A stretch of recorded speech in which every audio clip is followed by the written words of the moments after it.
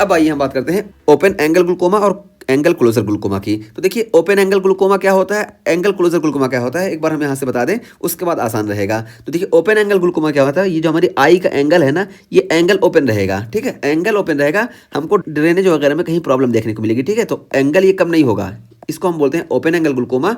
और close angle glaucoma में क्या होता है कि ये जो आइरिस है ना, ये आगे चली जाती है, और ये जो एंगल है ना, देखिए इतना एंगल, ये जब आगे चली जाएगी तो ऐसे हो जाएगी, तो ये एंगल देखिए पतला हो जाएगा। ठीक है, तो एंगल कम हो गया, इस वजह से ये ट्रेबिकुलर मेशवर्क और कैनाल ऑफ स्लीव से ड्रेनेज नहीं हो पाता है, इसको हम बोलते हैं एंगल क्लोजर ग्लूकोमा। ठीक, तो ये दो तरह के ग्लूकोमा हुए। ठीक, तो देखिए बताया गया क्या कि open angle glaucoma, open angle glaucoma में क्या होता है कि anterior chamber angle is open. ठीक है, तो देखिए एंटीरियर चैम्बर का एंगल जो होगा ये ओपन होगा, यहाँ पे देखिए दिखाया गया, ये देखिए एंटीरियर चैम्बर का एंगल देखिए ये ओपन है। और उसके बाद यहाँ पे क्या होगा, most common type in US, तो यूएस में जितने भी टाइप है उसमें मोस्ट कॉमन टाइप ही हमको ओपन एंगल ग्लूकोमा ही देखने को मिलता है। और ये क्यों देखने को मिलता है, associated with increase resistant two aqueous humour drainage through trabecular meshwork. तो यहाँ पे देखिए अब क्या हुआ कि ये तो एंगल हमको कम नहीं देखने को मिला है, लेकिन ये जो ट्रेबिकुलर मेशवर्क है ना, तो हमारे जैसे बाथरूम में होता है मोस्टली कि इस पर आके कुछ फंस जाता है, जैसे हाँ बाल फंस गया है कुछ भी, मतलब बाथरूम की हम बात बता रहे हैं, यहाँ पे आके कुछ फंस गया कुछ हो गया, तो ट्रेबिकुलर मेशवर्क आउटफ्लो रेजिस्टेंस जो होता है ये इंक्रीज हो जाता है, इसी वजह से हमको ओपन एंगल ग्लूकोमा देखने को मिलता है। ठीक है, तो यही यहाँ पे बताया गया कि एंटीरियर चैम्बर इज ओपन, कि anterior chamber angle is open normal रहता है, most common type in US, और ये एसोसिएट होता है increase resistant two aqueous humour drainage through trabecular meshwork. और फिर रिस्क फैक्टर की बात की गई कि एज यहाँ पे रिस्क फैक्टर है ज़्यादा एज, और जैसे रेस, जैसे इंसिडेंस इन ब्लैक पॉपुलेशन, तो ब्लैक पॉपुलेशन में इसका इंसिडेंस ज़्यादा है, और फैमिली हिस्ट्री इसका रिस्क फैक्टर है, और डायबिटीज़ मलाइटस है, और typically asymptomatic and discovered incidentally. ठीक है, तो ये टिपिकली एसिम्टोमेटिक होता है और ये इंसिडेंटली डिस्कवर होता है। तो ये इसके सारे फीचर बता दिए गए, बस हम वहाँ पे शुरू में जो चीज़ बताया वही यहाँ पे है कि यहाँ पे एंगल ओपन रहता है, बस यहाँ पे ड्रेनेज में हमको परेशानी देखने को मिलती है। तो ये हो गया हमारा ओपन एंगल ग्लूकोमा। अब हम बात करते हैं एंगल क्लोजर ग्लूकोमा की। तो देखिए एंगल क्लोजर ग्लूकोमा, तो यही जो एंगल है ना, ये एंगल कम हो जाएगा, इस वजह से हम शुरू में बता क्या है, तो देखिए बताया गया कि anterior chamber angle is narrowed और क्लोज। तो ये जो एंटीरियर चैम्बर का एंगल है ये देखिए किस तरह नॉर्मल था, यहाँ पे देखिए नैरो हो गया। ठीक है, तो नैरो हो गया या क्लोज हो गया, तो यही यहाँ बता दिया गया। और एसोसिएटेड विद एनाटॉमिक एबनॉर्मलिटीज, तो ये एनाटॉमिक एबनॉर्मलिटीज से एसोसिएट होता है, जैसे anteriorly displaced lens resting against central iris. ठीक है, तो ये लेंस जो है देखिए नॉर्मल, यहाँ पे भी हम दिखाएं, ये देखिए ये लेंस है, और लेंस देखिए ये आगे आ जाएगा, और जब आगे आ जाएगा तो ये आइरिस जो है आगे ढकेल दी जाएगी, जिसकी वजह से ये एंगल खत्म हो जाएगा। तो यही यहाँ पे बता दिया गया कि anteriorly displaced lens resting against central iris, तो देखिए सेंट्रल आइरिस है। ठीक है, सेंट्रल आइरिस, आइरिस के सेंट्रल पार्ट इसी पे रेस्ट करता है, यानी यहाँ पे आके इसको सपोर्ट मिलता है, और इसके जरिए ये इसको आगे ढकेल देता है, इसको आगे ढकेल देता है, तो ये एंगल कम हो जाएगा। और देखिए फिर क्या होगा कि जब ऐसा हो जाएगा तो डिक्रीज एक्वस फ्लो थ्रू प्यूपिल, तो प्यूपिल के थ्रू एक्वस का फ्लो कम हो जाएगा। क्यों, तो देखिए अब ये जब लेंस जो है ना आगे आया, और जब लेंस आगे आया और यहाँ पे इस पे टच कर गया, अब जब इस पे टच कर जाएगा लेंस, यहाँ पे देखिए ऐसे, अब जब टच कर गया तो ये जो इधर से फ्लो ऐसे हो रहा था ये फ्लो नहीं हो पाएगा, यहाँ पे हमको ब्लॉकेज देखने को मिल गया। ठीक है, तो यही हुआ कि ये लेंस आगे आया, लेंस आगे आके इसमें टच हो जाएगा, और जब टच हो जाएगा तो जो फ्लो इसका हो रहा था यही ब्लॉकेज हो जाएगा। यहाँ पे भी देखिए दिखाया गया है, ये देखिए लेंस नॉर्मल यहाँ पे गैप था तो यहाँ से फ्लो हो रहा था, लेकिन यहाँ पे देखिए जब लेंस आगे आ गया ना, तो लेंस आगे आने की वजह से पहली बात तो यहाँ पे हमको ब्लॉकेज देखने को मिलेगा। अब जब यहाँ पे ब्लॉकेज देखने को मिला ना, अब इधर फ्लूइड भरेगा, और जब इधर फ्लूइड भरेगा ना तो ये और इसको ढकेलेंगे, और जब इसको और ढकेलेंगे तो देखिए ये एंगल जो था नॉर्मली ऐसा था, अब यहाँ पे जब ब्लॉकेज हो गया, ब्लॉकेज के बाद जब इसको ढकेलेंगे तो ये आइरिस हमारी आगे बढ़ जाएगी और यहाँ पे जाके ब्लॉकेज कर देगी। तो यही यहाँ पे दिखाया गया। देखिए फिर से दिखा दें कि anteriorly displaced lens resting against central iris, central iris पे रेस्ट करेगा, जिसकी वजह से क्या होगा, डिक्रीज एक्वस फ्लो थ्रू प्यूपिल, तो प्यूपिल से एक्वस का फ्लो कम हो जाएगा हम बताएं। और उसको फिर क्या होगा, प्रेशर बिल्टअप इन पोस्टीरियर चैम्बर, पोस्टीरियर चैम्बर में प्रेशर बिल्टअप देखने को मिलेगा, जिसकी वजह से क्या होगा, peripheral iris pushed against cornea, तो पेरिफेरल आइरिस जो होगी ये कॉर्निया के अगेंस्ट पुश हो जाएगी, और इसकी वजह से obstruction of drainage pathway by iris, तो आइरिस के जरिए ड्रेनेज पाथवे का हमको ऑब्स्ट्रक्शन देखने को मिलेगा। और यूजुअली ये क्रोनिक और एसिम्प्टोमेटिक होता है। ठीक है, तो क्रोनिक होगा और एसिम्प्टोमेटिक होगा, लेकिन ये एक्यूटली भी डेवलप हो सकता है, और जब एक्यूटली डेवलप होगा तो इसको हम बोलेंगे एक्यूट एंगल क्लोजर ग्लूकोमा। ठीक, तो ये देखिए पूरा मैकेनिज्म हम यहाँ पे बता दिए, यही पूरा मैकेनिज्म है।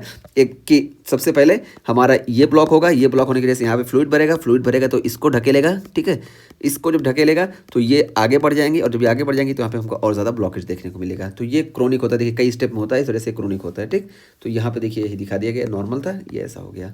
और उसके बाद अब हम बात करते हैं एक्यूट एंगल क्लोजर ग्लूकोमा की। तो देखिए एक्यूट एंगल क्लोजर ग्लूकोमा क्या होता है कि कंप्लीट पिपलेरी ब्लॉक, तो pupillary block complete causing abrupt angle closure glaucoma and rapid increase intraocular pressure. Normally क्या होता है ना कि ये धीरे धीरे यहाँ पे हमको ब्लॉकेज देखने को मिलता है, लेकिन इसमें क्या होगा कि कंप्लीट पिपलेरी ब्लॉक, एक बैग ही पिपलेरी ब्लॉक हमको देखने को मिलेगा, जिसकी वजह से क्या होगा एब्रप्ट एंगल क्लोजर ग्लूकोमा देखने को मिलेगा और रैपिड इंट्राओक्युलर प्रेशर हमको इंक्रीज देखने को मिलेगा। और जब ये इंट्राओक्युलर प्रेशर इंक्रीज होता है ना, इसमें रिलेशन क्या है कि जब इंक्रीज होता है तो ये ऑप्टिक डिस्क की एट्रोफी हमको देखने को मिलती है।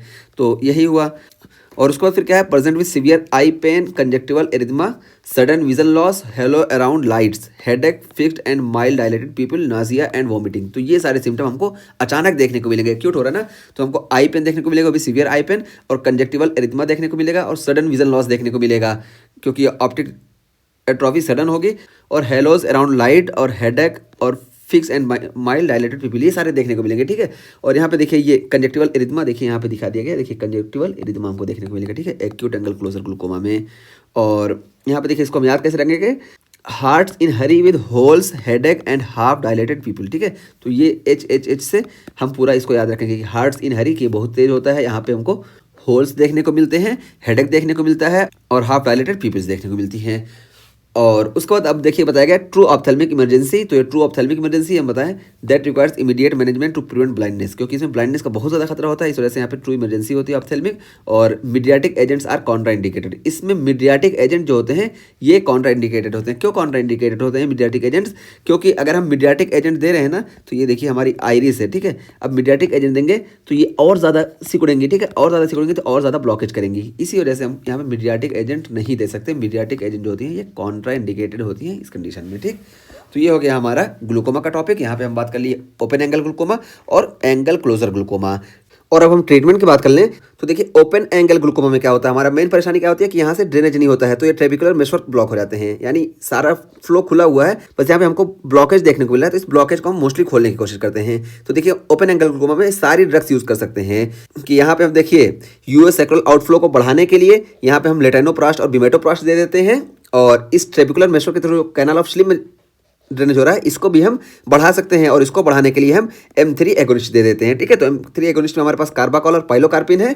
और यहाँ पर हमारे पास एक और ट्रीटमेंट क्या होता है कि यहाँ से हम इसका प्रोडक्शन कम करा दें। तो प्रोडक्शन कम कराने के लिए यहाँ पे हम इसको बीटा ब्लॉकर्स या अल्फा 2 एगोनिस्ट और एसिटाजोलामाइड भी दे सकते हैं। तो ये सारे मैनेजमेंट हम इस्तेमाल कर सकते हैं, लेकिन प्रेफर हम जो करते हैं ना, ड्रग ऑफ चॉइस हम लेटेनोप्रास्ट को बताते हैं। क्यों बताते हैं, क्योंकि यहाँ पे ट्रेबिकुलर मेशवर्क ब्लॉक हो गया है, तो इसको खुलने में टाइम लगता है, और ट्रेबिकुलर मेशवर्क ब्लॉक हो गया तो इसको तो हम ओपन करेंगे। इसको ओपन करने के लिए हम M3 एगोनिस्ट देंगे, लेकिन हमारी ड्रग ऑफ चॉइस जो यहाँ कंडीशन में होती है लेटेनोप्रास्ट होती है। क्यों होती है, क्योंकि यहाँ पे ये इधर ब्लॉकेज है, लेकिन इस फ्लो को हम इंक्रीज कर सकते हैं। तो इस फ्लो को हम इंक्रीज कर सकते हैं। अभी 10% इसका कंट्रीब्यूशन था, तो जब हम यहाँ पे लेटेनोप्रास्ट दे देंगे तो इसका कंट्रीब्यूशन और ज़्यादा बढ़ जाएगा, और यहाँ से ड्रेनेज और ज़्यादा होने लगेगा। तो हम लेटेनोप्रास्ट भी दे सकते हैं, और ये ड्रग ऑफ चॉइस है, बिमेटोप्रास्ट भी देंगे, और यहाँ पे कार्बाकॉल और पाइलोकार्पिन वगैरह देते हैं, ताकि ये ट्रेबिकुलर मेशवर्क ये जो है ये ओपन हो जाए, और यहाँ से ड्रेनेज फिर प्रॉपर होने लगे। तो ये हमारा ओपन एंगल ग्लूकोमा का ट्रीटमेंट हो गया। और एंगल क्लोजर ग्लूकोमा की बात करें ना, तो एंगल क्लोजर ग्लूकोमा में देखिए यहाँ पे ब्लॉकेज यहाँ हो गया। अब जब यहाँ ब्लॉकेज हो गया तो ये आगे का तो हम कुछ भी नहीं कर सकते। ठीक है, आगे का हम कुछ भी नहीं कर सकते, बस हम यहाँ पीछे एक्वा ह्यूमर का प्रोडक्शन कम कर सकते हैं टिमोलॉल से या ब्रीमोनिडीन से या एसिटाजोलामाइड से। और यहाँ पे हम रिकॉल करा दें M3 एगोनिस्ट काम भी कैसे करती है। तो देखिए आइरिस पे हमको मालूम है कि जो हमारे स्फिंक्टर पिपुलाई मसल्स होती हैं, यहाँ पे हमारे M3 रिसेप्टर प्रेजेंट होते हैं, और जब ये M3 रिसेप्टर स्टिमुलेट होंगे तो हमको ये आइरिस जो है ये कॉन्ट्रैक्ट होती दिखाई देगी, हमको मियोसिस दिखेगी, और जब मियोसिस दिखेगी तो ये आइरिस जो है और आगे आएगी, जिसकी वजह से ट्रेबिकुलर मेशवर्क ज़्यादा ओपन होने का चांस रहता है। तो इस तरीके से हमारा ये पूरा ग्लूकोमा का टॉपिक कंप्लीट हुआ। यहाँ पे हम हर चीज़ डिटेल में बात कर लिए। ठीक है, तो ये हो गया। और देखिए ये ओपन एंगल ग्लूकोमा हो गया, ये क्लोज एंगल ग्लूकोमा हो गया। ठीक है, और सारी चीज़ें हम बता दिए।